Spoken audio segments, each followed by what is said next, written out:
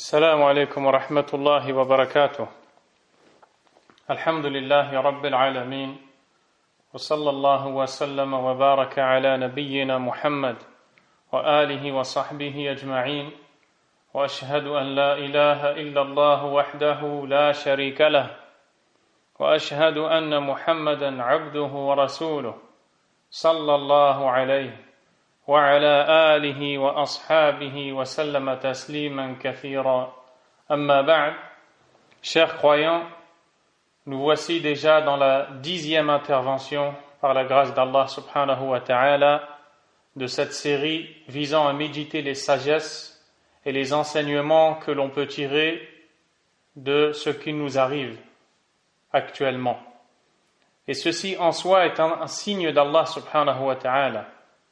Le fait de pouvoir jouir de la faculté de méditer les signes d'Allah subhanahu wa ta'ala et jouir de la raison saine nous permettant d'en faire sortir les sagesses et de les déduire, cela nous amène donc à parler de cette grande ibada, cette grande adoration, délaissée ou ignorée par beaucoup de gens. On appelle cette ibada, cette adoration, at-tafakkur, la méditation. C'est une adoration qui ne demande aucun effort physique ni financier. Elle peut se faire à tout instant, à tout endroit. Ses fruits sont ô combien bénéfiques pour l'âme du croyant. Elle apporte l'apaisement du cœur, augmente la foi, elle purifie l'âme et elle est un des moyens permettant de connaître Allah subhanahu wa ta'ala en constatant l'effet de ses noms sublimes et ses attributs parfaits sur la terre qu'il a créée et sur l'ensemble de ses créatures, dont la beauté prouve la beauté de celui qui les a créées, dont la grandeur prouve la grandeur de celui qui les a créés, dont les détails prouvent la science de celui qui les a créés. C'est ainsi que, en méditant, l'on connaît Allah davantage, subhanahu wa ta'ala. Le Coran regorge de versets faisant la mention de la méditation tellement elle est nécessaire pour la vie des cœurs. En réalité, la réflexion et les pensées représentent la base de tout bien et tout mal. Ce qui pousse la personne à agir ou délaisser, à aimer ou détester, ce sont les pensées qui traversent son esprit. Le bonheur ou le malheur de chacun commence par la réflexion. Les meilleures réflexions sont celles rattachées à l'au-delà et aux moyens d'y arriver agréés par Allah Azza wa Jal, ainsi que les causes amenant à la perdition dans l'au-delà afin de s'en protéger. Ce sont les pensées les plus importantes pour la personne. Viennent après elles les pensées en relation avec les intérêts mondains et les moyens d'y parvenir, ainsi que les préjudices et les causes menant à la perte mondaine. Voilà autour de quoi tournent les réflexions des gens qui sont doués de raison. Et les meilleures de toutes ces réflexions sont les méditations sur les bienfaits d'Allah subhanahu wa ta'ala, ainsi que ses ordres, ses interdits, et les moyens menant à la connaissance de ses noms et attributs sublimes. Son livre, ainsi que la sunna de son prophète sallallahu alayhi wa sallam. Ainsi, si le serviteur pense à l'au-delà, à sa valeur et à son éternité, et s'il réfléchit à ce bas monde, à sa médiocrité et à son caractère éphémère, cela fera naître en lui le désir de l'au-delà et le délaissement de ce bas monde. Plus le serviteur réfléchit de cette façon, plus il fera tout ce qui est en son pouvoir pour tirer profit de son temps. Car la perte de temps est due à l'occupation de l'esprit par des pensées mauvaises ou inutiles. Quant aux pensées malsaines et mauvaises, elles sont à l'opposé de celles que nous venons de citer, puisqu'elles n'apportent aucun bien au serviteur. Elles sont même très souvent la cause de l'anxiété constatée chez les gens, chez un bon nombre de gens, de la tristesse, de l'inquiétude, des wasawis, des insufflations de shaitan qui sont une cause ou une occasion se présentant à Iblis pour égarer la personne. Car l'égarement de la personne, chers croyants, commence par des réflexions qu'elle a eues. Et le cœur ne se vide jamais de pensées. Mais la personne choisit ce à quoi elle voudra penser. Et dans ce domaine, certains sont privés d'un énorme bien à cause de la barrière de l'insouciance et l'importance excessive accordée à cette dunya et ses plaisirs éphémères. D'autres se sont vus honorés par leur Seigneur qui leur a donné une énorme part. Et ceci est sa grâce, il en fait don à qui il veut. Subhanahu wa ta'ala. Après cette introduction présentative de ce sujet, très peu connu par beaucoup de gens, sachez, chers frères, chers croyants et croyantes, que l'une des premières choses faites par le prophète alayhi salatu wassalam, c'est justement la méditation. Ceci avant même qu'il ne soit déclaré prophète et que ne vienne à lui Jibril alayhi salam pour lui révéler les premiers versets du Coran. D'après Aïcha, la mère des croyants, radiyallahu anha, قالت أول ما بدأ به رسول الله صلى الله عليه وسلم من الوحي الرؤيا الصالحة في النوم فكان لا يرى رؤيا إلا جاءت مثل فلق الصبح ثم حبب إليه الخلاء فكان يخلو بغار حراء يتحنث فيه وهو التعبد. Aïcha qu'Allah l'agrée nous dit: la première chose qui venait au prophète sallallahu alayhi wa sallam dans la révélation, ce sont des rêves pieux qu'il faisait pendant son sommeil. Il ne voyait aucune chose en ce sens sans qu'elle ne se produise comme l'éclat de l'aube naissante. On lui a ensuite fait aimer l'isolation. Il s'isolait de son peuple, alayhi salatu wassalam, et se rendait dans la fameuse grotte appelée Hira, où il s'adonnait à l'adoration d'Allah Azza wa Jal. Et ceci se manifestait à travers la méditation de la création d'Allah subhanahu. Car le prophète sallallahu alayhi wa sallam n'était pas du tout en accord avec son peuple de polythéistes qui s'adonnaient à l'adoration des idoles. Mais il n'avait pas encore eu la révélation. Il n'était pas encore un messager, il ne connaissait pas le livre, alayhi salatu wassalam. Alors, il s'isolait de son peuple et méditait sur les signes d'Allah dans sa création, subhanahu wa ta'ala. Je vous invite maintenant à écouter quelques versets faisant la mention de la méditation sur des signes d'Allah, subhanahu, ou sur des bienfaits d'Allah et d'autres choses. Allah subhanahu wa ta'ala nous dit: إن في خلق السماوات والأرض واختلاف الليل والنهار لآيات لأولي الألباب الذين يذكرون الله قياما وقعودا وعلى جنوبهم ويتفكرون في خلق السماوات والأرض ربنا ما خلقت هذا باطلا سبحانك فقنا عذاب النار ربنا إنك من تدخل النار فقد أخزيته وما للظالمين من أنصار. Dans le sens rapproché des versets, Allah subhanahu wa ta'ala nous dit: en vérité, il y a dans la création des cieux et de la terre, dans l'alternance de la nuit et du jour, des signes pour des gens doués de raison. Ceux qui, debout, assis et couchés sur leur côté, évoquent leur Seigneur, évoquent Allah et méditent sur la création des cieux et de la terre en disant: Ô Seigneur, tu n'as pas créé cela en vain, exempt sois-tu de toute imperfection, garde-nous du châtiment du feu. Seigneur, quiconque tu fais entrer dans le feu, tu le couvres vraiment d'ignominie. Et pour les injustes, il n'y a pas de secoureur. Dans ces versets, Allah subhanahu wa ta'ala a fait les éloges de ses serviteurs qui ont su méditer ses créatures. Cette méditation les a conduits à attester avec certitude que tout cela n'a pas été créé vainement. C'est impossible lorsque l'on constate le ciel, la terre, la perfection des créatures s'y trouvant, que cela soit créé inutilement, sans but. Dès lors qu'ils ont su cela et en ont témoigné, ils ont su qu'il en découle forcément qu'Allah tabaraka wa ta'ala nous a donné des ordres, des interdits. Il nous a promis une récompense et menacé d'une punition, subhanah. Et quand ils ont su que la création implique une récompense ou un châtiment, ils ont demandé à Allah subhanahu wa ta'ala de les épargner du châtiment. Voyez à quoi les amène la méditation des cieux et de la terre.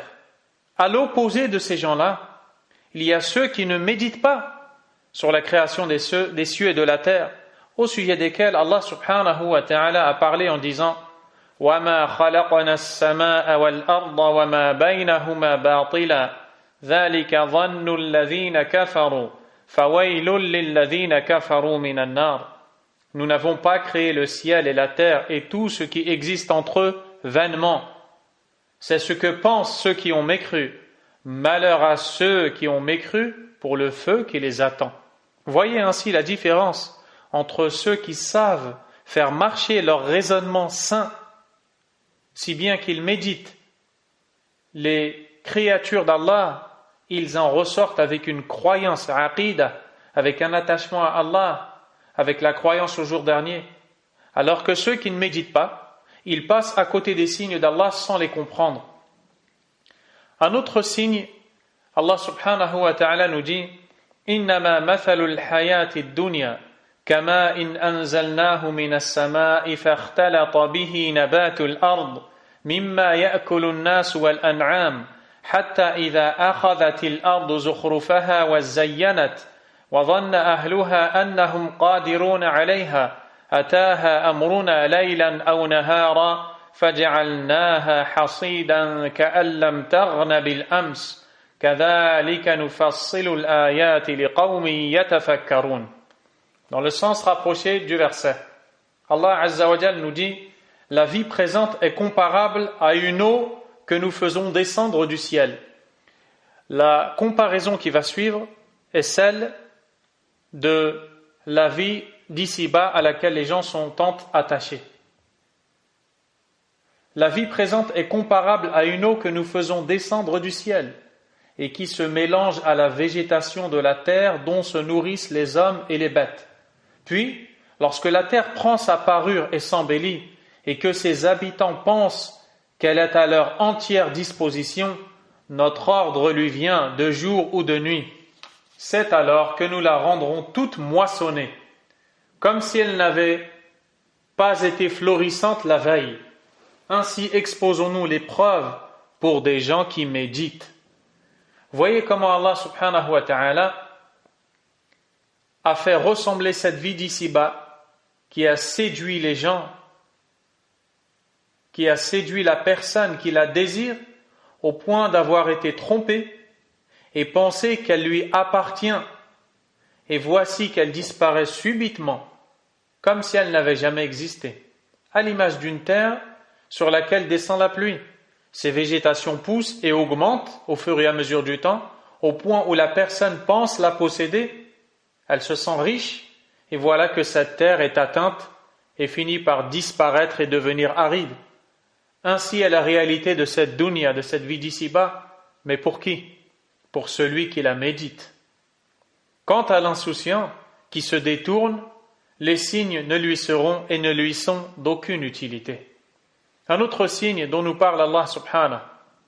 Qala azza wa jal وأوحى ربك إلى النحل أن اتخذي من الجبال بيوتا ومن الشجر ومما يعرشون ثم كلي من كل الثمرات فاسلكي سبل ربك ذللا يخرج من بطونها شراب مختلف ألوانه فيه شفاء للناس إن في ذلك لآية لقوم يتفكرون. Dans le sens rapproché du verset ou des versets. Et voilà ce que ton Seigneur révéla aux abeilles. Prenez des demeures dans les montagnes, les arbres et les treillages que les hommes font. Puis mangez de toute espèce de fruits et suivez les sentiers de votre Seigneur, rendus faciles pour vous. de leur ventre sort un liquide, une liqueur aux couleurs variées, dans laquelle il y a une guérison pour les gens. Il y a vraiment là une preuve pour des gens qui méditent. Subhanallah.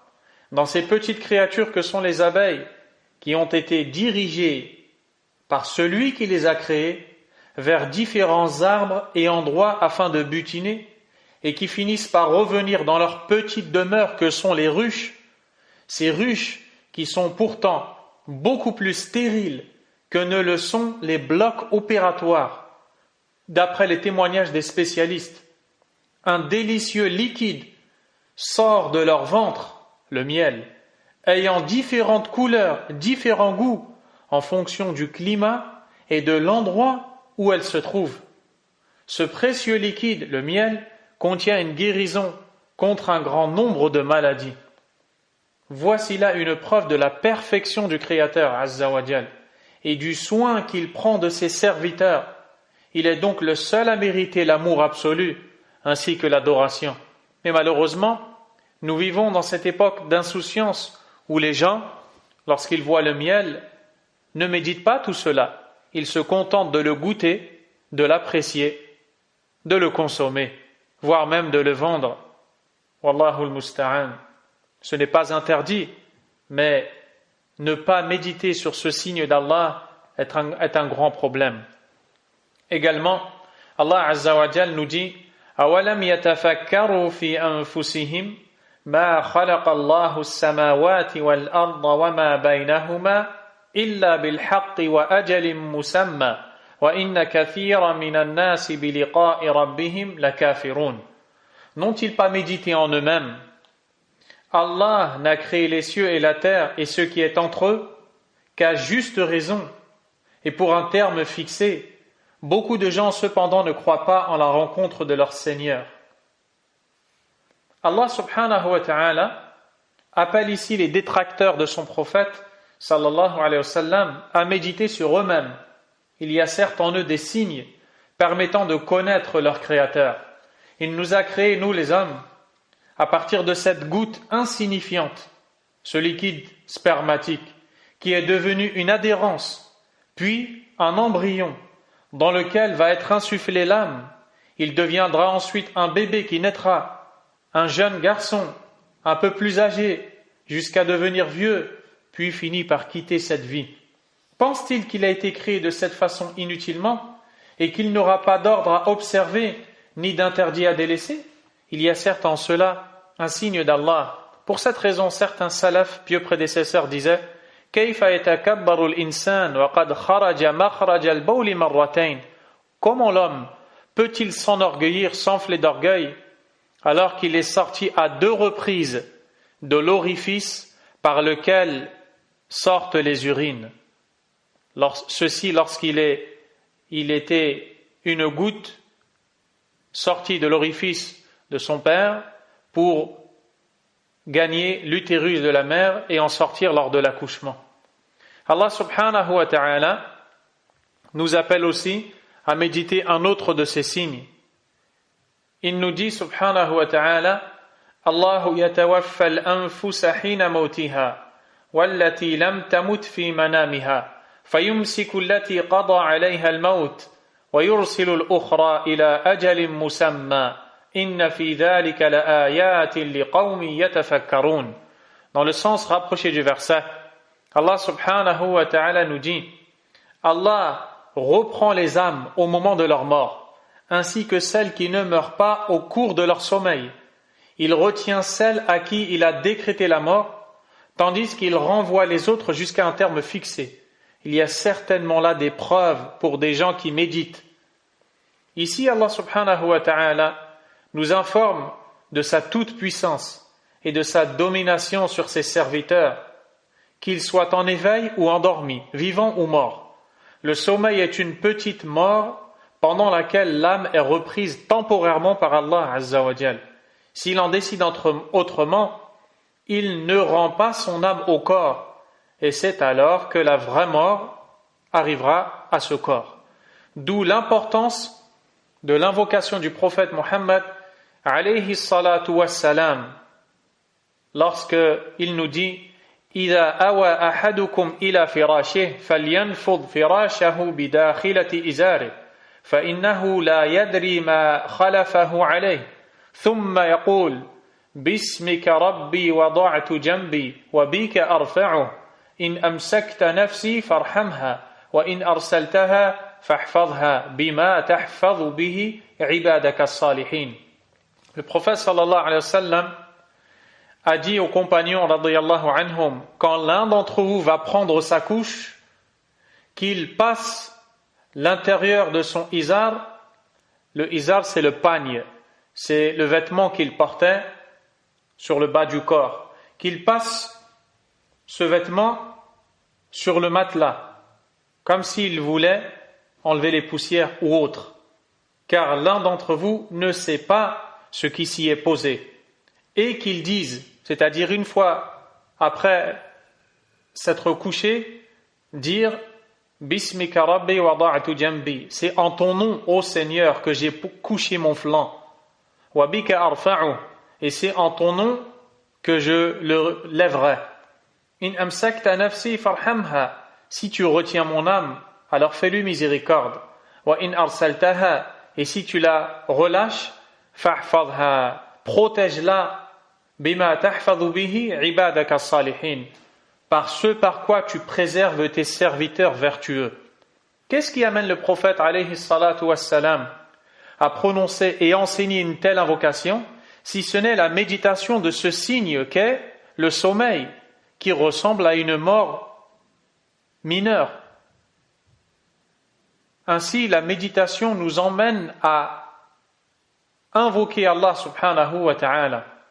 Également, Allah tabaraka wa ta'ala a dit لو أنزلنا هذا القرآن على جبل لرأيته خاشعا متصدعا من خشية الله وتلك الأمثال نضربها للناس لعلهم يتفكرون.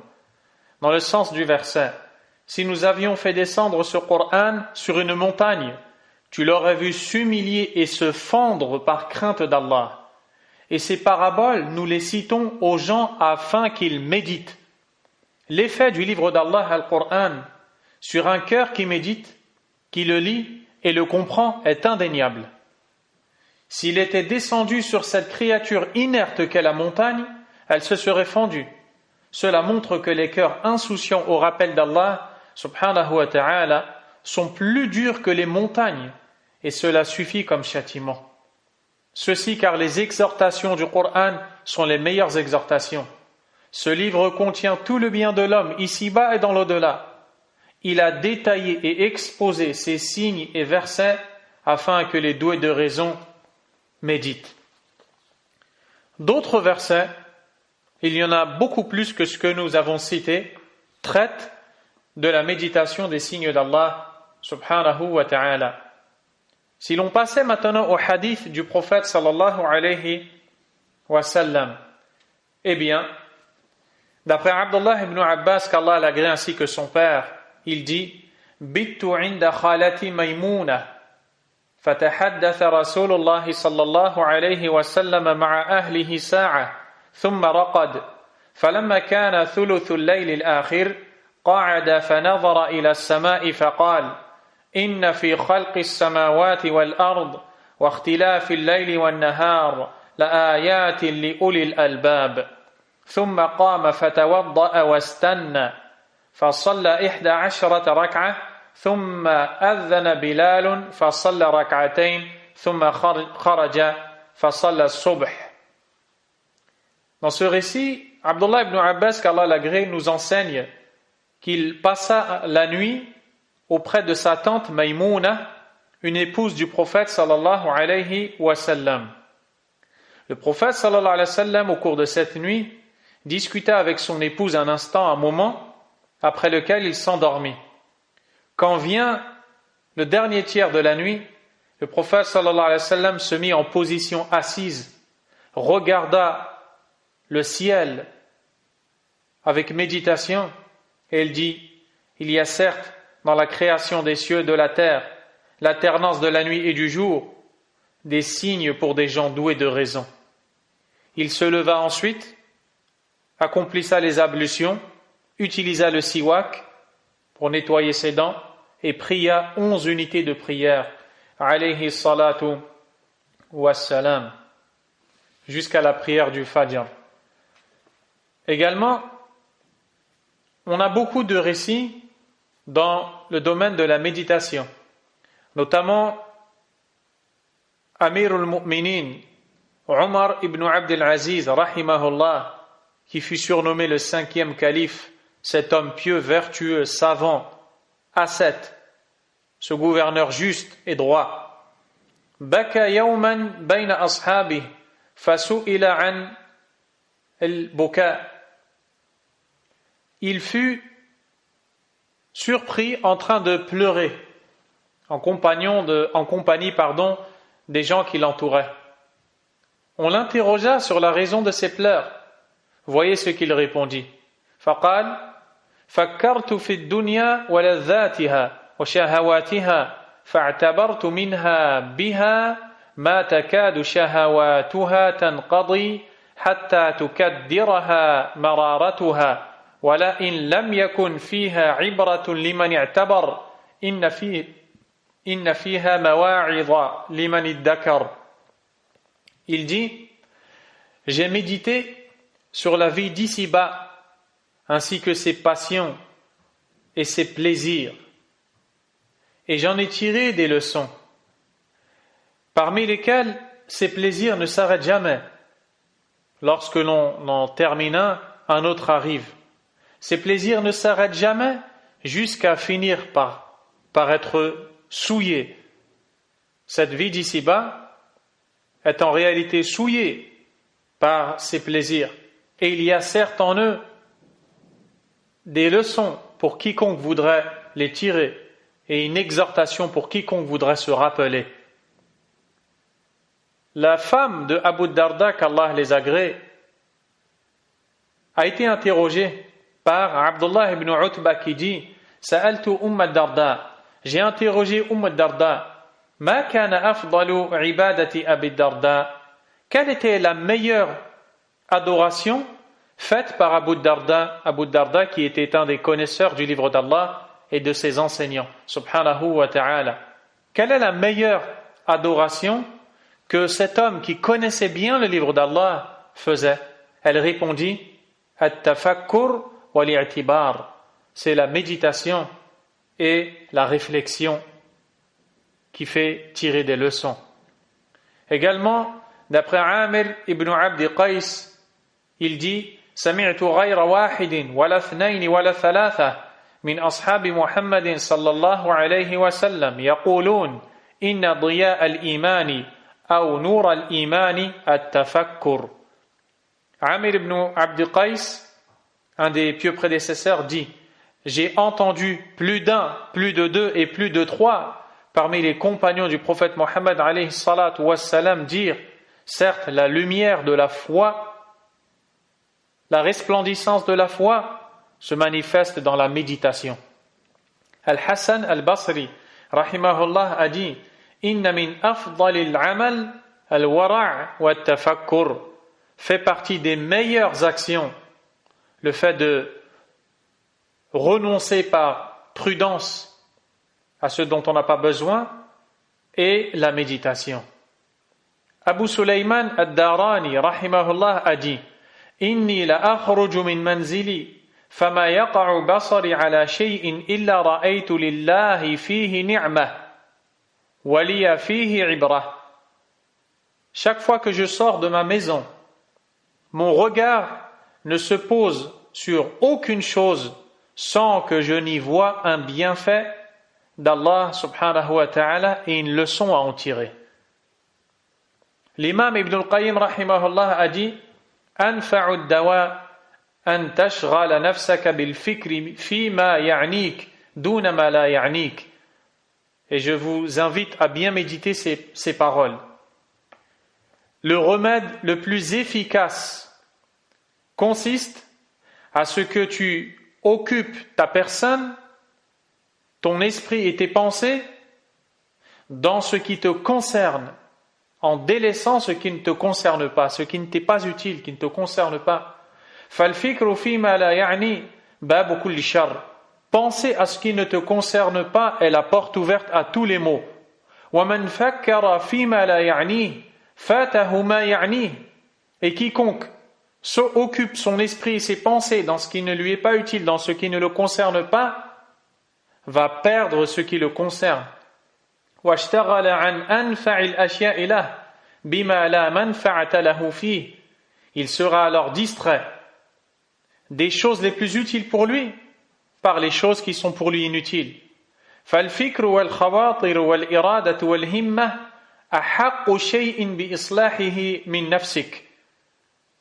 Les pensées, les réflexions, les envies d'agir et autres sont les choses en toi qui sont le plus en droit d'être réformées. فإن هذه خاصتك وحقيقتك التي لا تبتعد أو تقترب من إلهك ومعبودك الذي لا سعادة لك إلا في قربه ورضاه عنك إلا بها وكل الشقاء في بعدك عنه وسخطه عليك ومن كان في خواطره ومجالات فكره دنيئا خسيسا لم يكن في سائر أمره إلا كذلك. Ibn al-Qayyim rahimahullah, ce grand savant, nous dit que les pensées, c'est ce qu'il y a de plus proche en toi. Elles représentent la réalité de ce que tu es. C'est avec celle-ci que tu te rapproches ou t'éloignes de la divinité que tu adores, qui est Allah Azza wa Jal, ton Seigneur. Et il n'y a de joie ni de bonheur que dans la proximité avec ton Seigneur, subhanahu wa ta'ala. Et toute la tristesse réside dans l'éloignement de ton Seigneur. Et celui parmi les gens dont les pensées et l'esprit sont occupés avec des choses futiles et basses, eh bien il sera dans toutes les choses de sa vie ainsi. Il sera bas et fera ce qui est futile.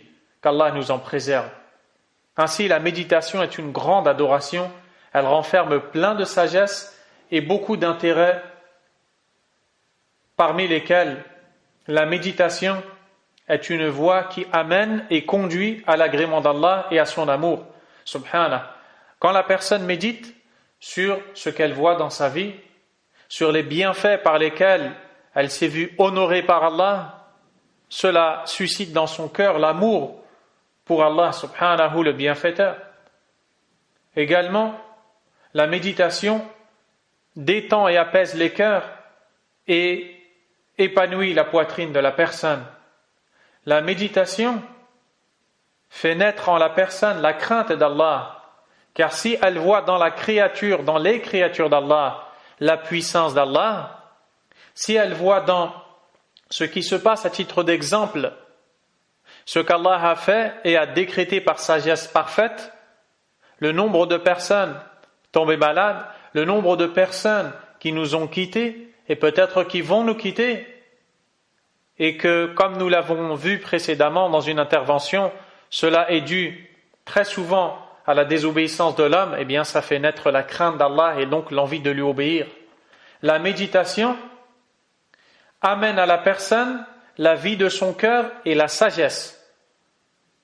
La méditation fait que la personne tire beaucoup de leçons dans sa vie. La méditation renforce l'esprit et le raisonnement de la personne. Ainsi, la personne devient quelqu'un de vif, quelqu'un à l'esprit vif, qui comprend rapidement et qui est intelligent. Ainsi, chers croyants et croyantes, s'achève cette intervention certes, mais aussi cette série d'interventions qui portait sur ce que nous avons appris de ce virus. Et l'on pourrait s'étaler, mais le but n'était pas de dépasser 10 interventions, le but a été atteint, et j'espère qu'à travers cela, on saura tirer profit et que ces interventions ont été pour nous et pour vous des plus bénéfiques. J'espère que ce travail a été dédié et voué à Allah seul et sans associer uniquement, et qu'il sera la cause du pardon des nombreux péchés et défauts de celui qui s'adresse à vous, ainsi que de ceux qui l'ont écouté. Wallahu al-musta'an wa astaghfirullah wa atubu ilayh. Cette série d'interventions, certes, s'arrête, mais les interventions, elles, vont continuer. Dès demain, incha'Allah ta'ala, nous continuerons sur l'étude d'un épître, d'un écrit, bref et concis, mais très riche dans ce qu'il contient, car il traite de la manière d'accéder à la joie dans la vie. Il est intitulé Al-Wasa'il al-Mufida lil-Hayat as-Sa'ida, les moyens utiles pour une vie heureuse.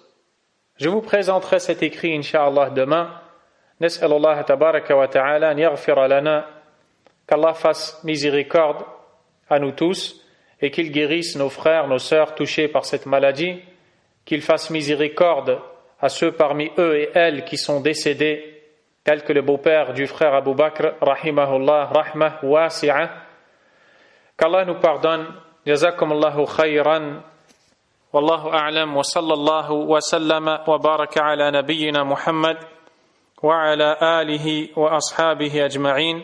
سبحانك اللهم وبحمدك أشهد أن لا إله إلا أنت أستغفرك وأتوب إليك